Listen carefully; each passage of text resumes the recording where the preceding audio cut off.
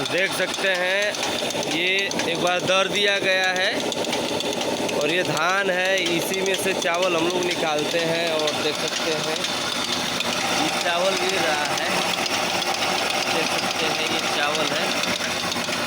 और ये सब होगा, चावल इसी तरह बनता है खाने वाला और इसी तरह बड़े बड़े मशीनों में कूटा जाता है। तो हम लोग देहात गांव क्षेत्र में हमारा मशीनें, छोटी छोटी मशीनें लगी रहती हैं।